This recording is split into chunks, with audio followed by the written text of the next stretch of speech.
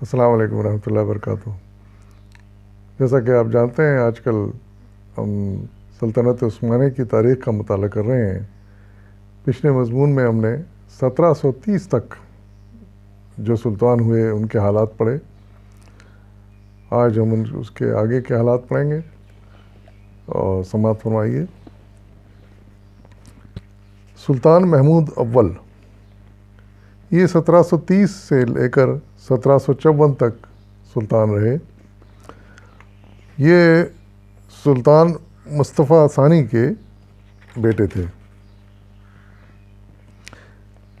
ان کے دور میں بھی کوئی خاص اہم واقعات نہیں ہوئے۔ پھر عثمان ثالث یہ بھی مصطفیٰ ثانی کے بیٹے تھے، عثمان ثالث، سلطان عثمان ثالث۔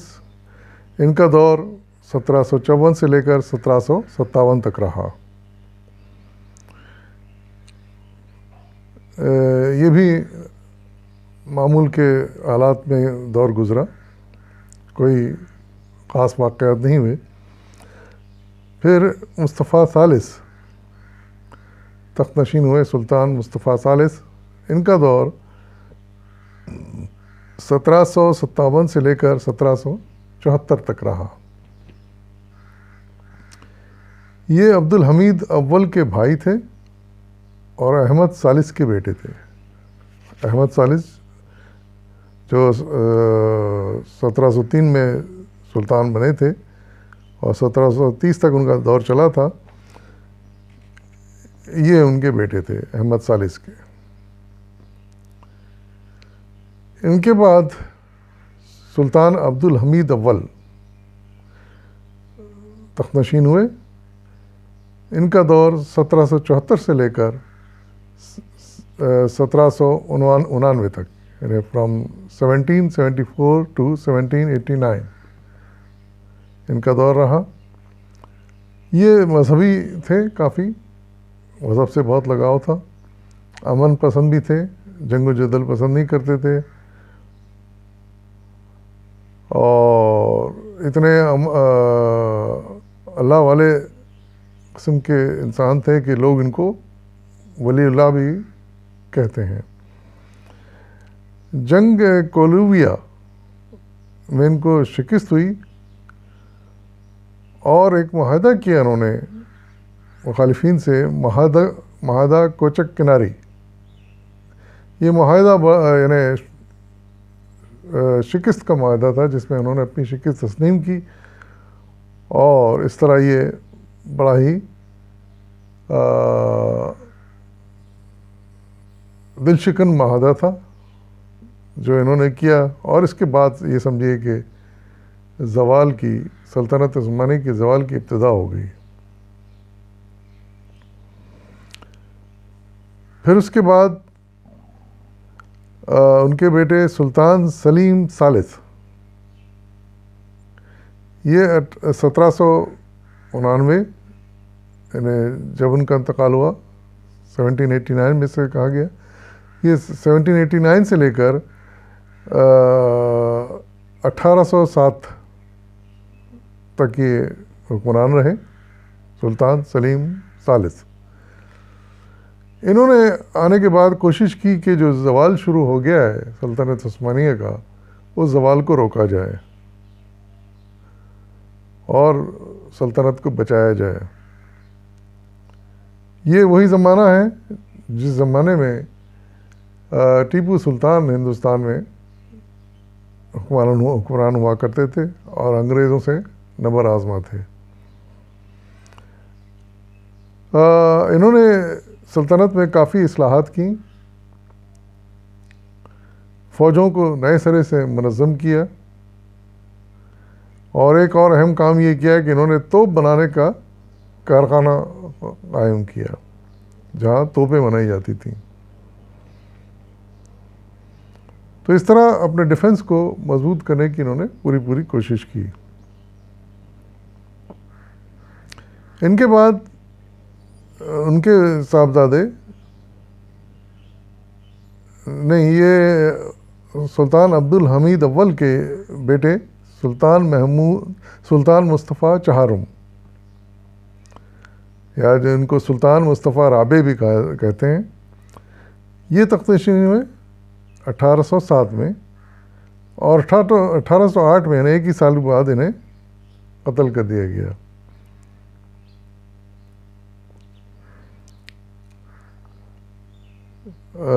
کہتے ہیں کہ ان کو محمود جو غالباً ان کے بھائی تھے ان کے کہنے پہ قتل کیا گیا، لیکن اصل حقیقت خدا بہتر جانتا ہے۔ تو یہ بھی عبد الحمید اول کے بیٹے تھے، جن کا دور 1774 سے لے کر 1799 تک تھا۔ ان کے بعد سلطان محمود ثانی تخت نشین ہوئے۔ ان کا دور 1808 سے لے کر 1839 یعنی فرام 1808 to 1839 رہا۔ انہوں نے یہ 30ویں سلطان تھے یہ، اور انہوں نے اپنے دور میں کافی اصلاحات کی۔ یہ بھی سلطان عبد الحمید اول کے بیٹے تھے۔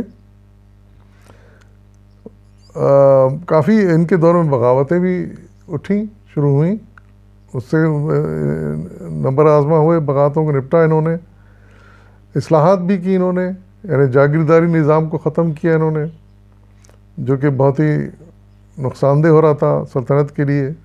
جاگیردار آپ ایسے باہر ہو جاتے تھے، بغاوتیں کرتے تھے، تو وہ جاگیردارانہ نظام ختم کیا۔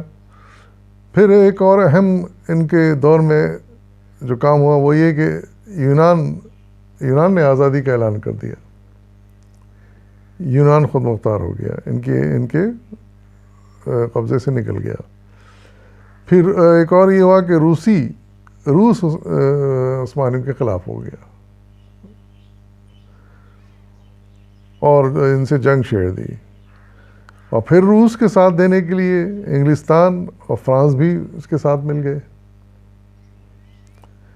سب اکٹھے مل کے انہوں نے جھڑپیں شروع کر دیں سلطنت عثمانیہ سے، اور یہاں تک کہ انہوں نے ایک بحری بیڑا بھی تباہ کیا عثمانیوں کا، جو بہت زبردست بحری بیڑا تھا، اس کو تباہ کر دیا۔ اور 1829 میں یہ ادرنا جو کہ دارالحکومت تھا سلطنت عثمانیہ کے، وہاں پہنچ گئی۔ پھر ایک اور یہ کہ ہوا کہ فرانس نے الجزائر پر قبضہ کر لیا، جو کہ سلطنت عثمانیہ کے تحت تھا۔ ان حالات سے مجبور ہو کر اور روس نے رومانیہ پر قبضہ کر لیا۔ پھر ایک اور جو نقصان دہ کام ہوا یہ کہ 1831 میں مصر میں بغاوت ہو گئی، اور مصری حکومت نے شام کو فتح کر لیا، یعنی خود تو آزاد ہوئی مصری حکومت، سلطنت عثمانی سے نکلی، اور پھر اس حکومت نے آگے بڑھ کے شام کو بھی فتح کر لیا، وہ بھی سلطنت عثمانیہ کے ہاتھ سے نکل گیا۔ ان تمام حالات میں پھر مجبور ہو گئے سلطان کہ روس سے پھر کیونکہ روس سب سے بڑی اس وقت قوت تھی، تو روس سے صلح کرنے پر مجبور ہو گئے، اور صلح کرنی پڑی ان کو۔ پھر ان کے بعد غالباً ان کے صاحبزادے سلطان عبد المجید اول یہ تخت نشین ہوئے۔ یہ 1839 سے لے کر 1861 تک یہ سلطان رہے۔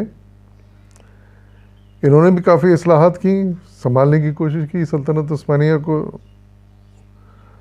اور کچھ نئے قوانین بنائے اور اصلاحات کی۔ برطانیہ ایک اور انہوں نے بڑھ کے ایک کام یہ کہ دیکھا کہ اب حالات خرابی کی طرف جا رہے ہیں اور زوال رکنے کا نام نہیں لے رہا۔ پھر پہلے انہوں نے روس سے معاہدہ کیا تھا، وصالت کی تھی، اب انہوں نے آگے بڑھ کے برطانیہ اور فرانس سے بھی اتحاد کر لیا اور معاہدے کر کے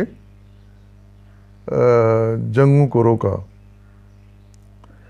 اسی دور میں، انہی کے دور میں روس کے خلاف جنگ کرینیا لڑنی پڑی ان کو۔ بہرحال اس جنگ کے بعد پھر معاہدہ ہو گیا اور وہ جنگ ختم ہوئی، روس کے ساتھ معاہدہ۔ اچھا، ایک اور معاہدہ ہوا جس کے تحت یہ معاہدہ پیرس کہلاتا ہے، جس کے تحت 1856 میں یورپ کو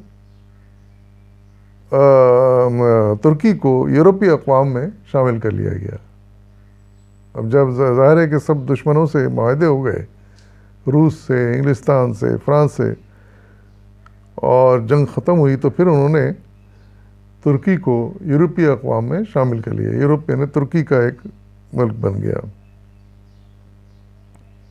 لیکن ابھی بھی بہرحال سلطنت عثمانیہ باقی تھی، اور جس کے سلطان عبد المجید اول سربراہ تھے۔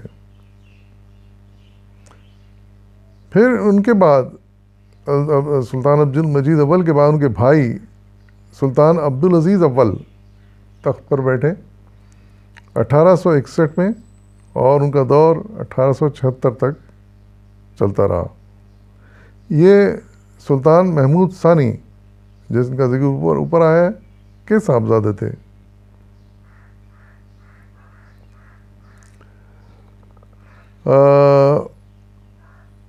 انہوں نے بھی روس سے دوستانہ تعلقات مزید آگے بڑھائے، برطانیہ اور فرانس سے تعلقات بہتر کیے، اور ایک اور انہوں نے بڑھ کے کام کیا۔ اس زمانے میں ٹرین سسٹم شروع ہو گیا تھا اور ٹرینیں چلنے لگی تھیں، ریلوے سسٹم۔ تو 1867 میں 1867 میں انہوں نے ٹرین میں مغربی یورپ کا دورہ کیا، ویسٹرن یورپ کا دورہ کیا، جس میں انگلستان، فرانس، جرمنی وغیرہ شامل تھے۔ یہ ان کی پرائیویٹ ریل کار تھی، جس کے ذریعے انہوں نے یہ دورہ کیا یورپ کا، اور یہ انگلستان بھی گئے۔